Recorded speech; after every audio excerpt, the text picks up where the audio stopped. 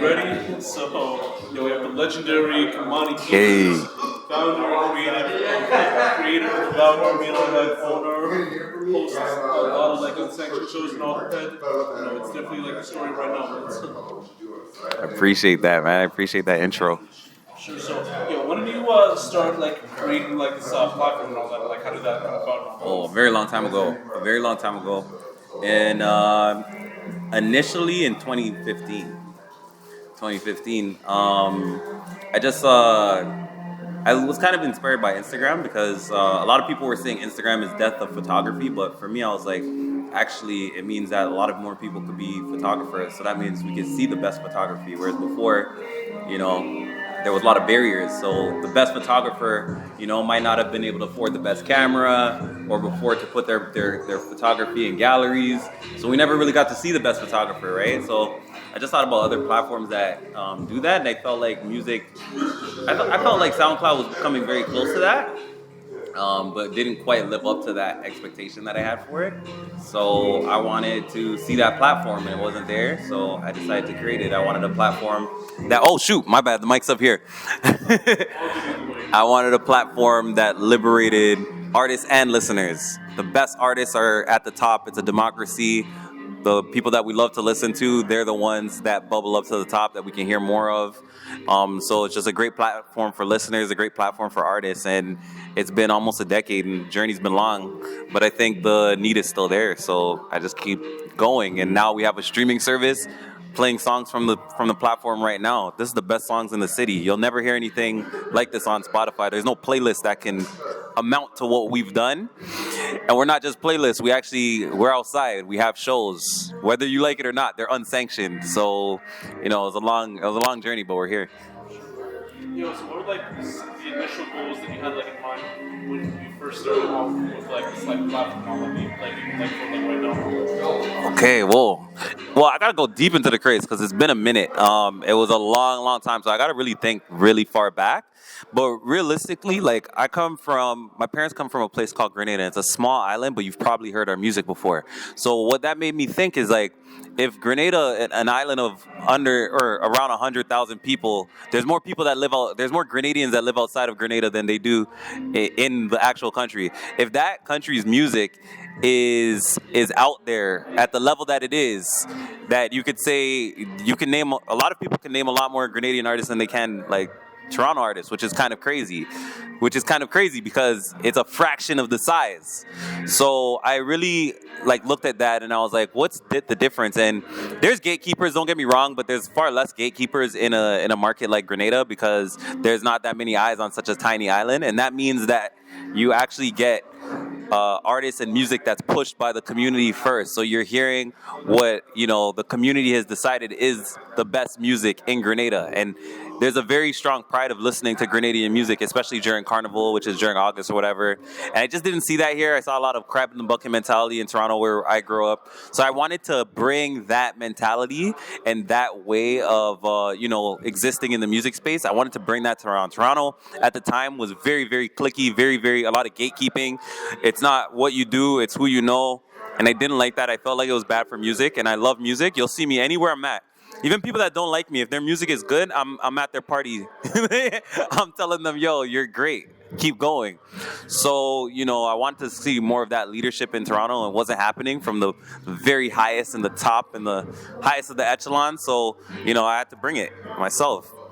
Well, see, that's my number one goal, is just shattering gatekeepers and doing, what works in Grenada and doing what worked for hip-hop. That's the same story of hip-hop, you know what I mean? Community pushes the best artists first, and then the mainstream can get on it after, right? So I kind of just wanted to bring that mentality and that culture and that mindset to the music industry on a whole. And Toronto, you have that opportunity in Toronto. So, Toronto is a world-class city where if you change things here, you can make a big, wide ripple effect in the world. So I felt like I was in a unique position, being that I'm from here. So I felt like, make it happen. Anyways, that was long. Sorry for that long-winded answer. So many people that were on this platform and all that had their music, what would be an initial reason on why they want the music on the platform and all that? And made them like interested? Like, what would be like the main interest that they've had to be on the platform? Artists, okay. For artists, it's simple. They make more money with stream than they do on Spotify, on Apple Music, because we split subscriptions 50-50. So, yo, thank you for that alley-oop. Hey, I see what you did there. There's no platform like that. And, you know, if you're looking at traditional streaming services, like, let's talk about Spotify. They're paying you 30% of a penny per stream. 30% of a penny. I can't even go down the street and buy anything and give them a penny. They're not going to accept it. It's illegal. So I just felt like that level of greed was just egregious to me, right? So I felt like artists are our partners. They're the ones that are creating the incredible music that you're hearing right now. So why can't we just go 50-50 on it, right? Like, I'm giving you the platform to reach as many people as possible through the power of the internet, and you're the one that's creating the music that people want to listen to. So why isn't that a 50-50 partnership?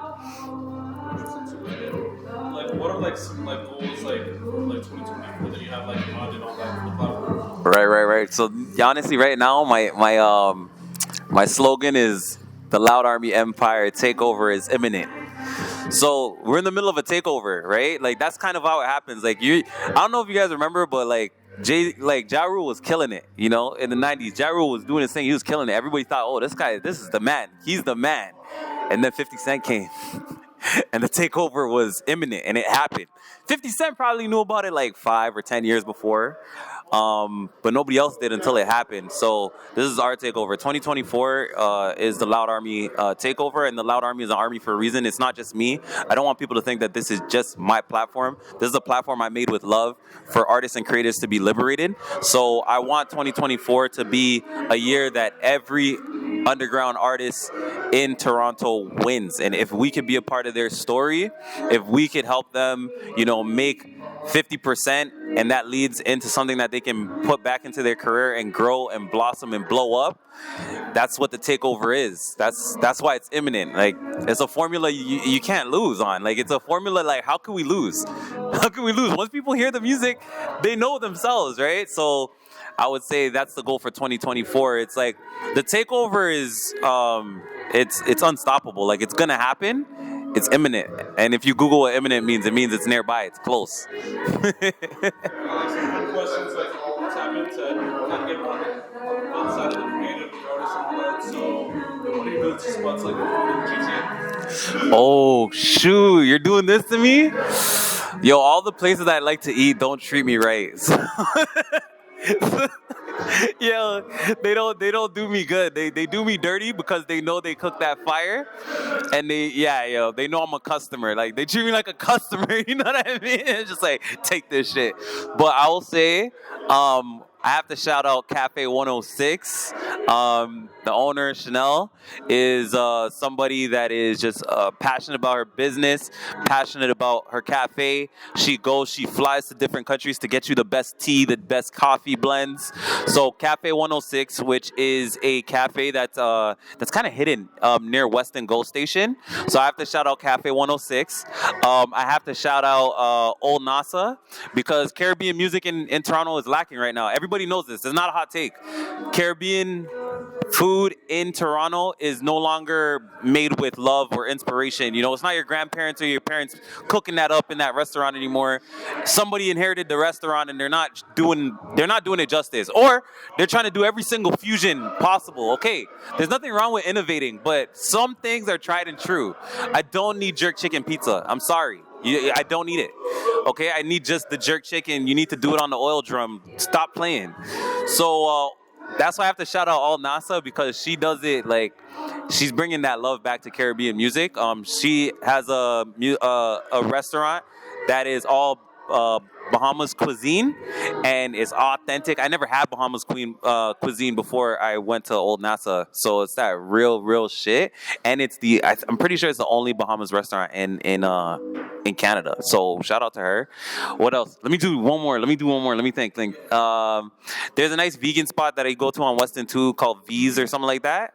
There's that joint that I like. Dab's Hot Spot, I have to give it up to them, even though, you know, they're kind of mean. They're not nice. What I want for black restaurants, like today in 2024 is just treat us nice. Just treat the black people that come give you your money and eat your food. Just be nice to us. Like, we have feelings too. All right? Because I could shout out way more, but, I don't like to treat, people that don't treat me well. You know what I mean? I don't like to give them a platform. So. If you could bring one person, like one famous person from the dead, what would it be? God.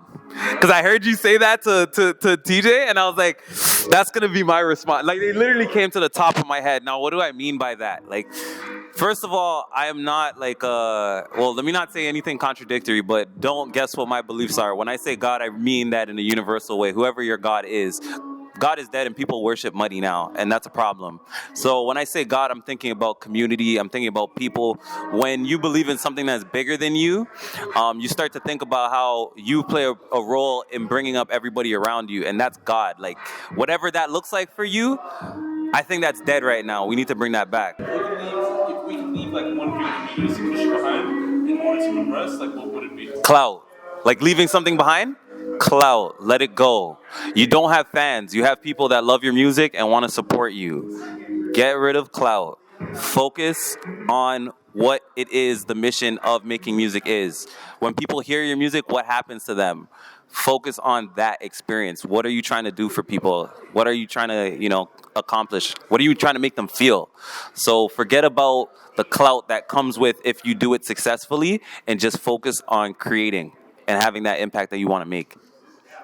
Yo, thanks for giving me this opportunity to say this shit. I think there's like one special one that I really want to ask like people. Coffee with Gary Vee, dinner with Scooter Braun. Shit, I know Gary Vee, but who's Scooter? Who? Scooter Braun. So he managed like Ariana Grande, Justin Bieber, Word. Demi Lovato, like those people. Damn, since I don't know one and I don't really care for the other, I'm gonna have to say by myself. I'll take, not even coffee. Give me tea. Yo, where can they find you on social media? I am at the LOUD.Army, so that's at LOUD.Army. That's the same as our website, www.loud.army, not .com, not .ca. Go on there, see for yourself. Go to the Spotlight tab. You can see different things that we have going on.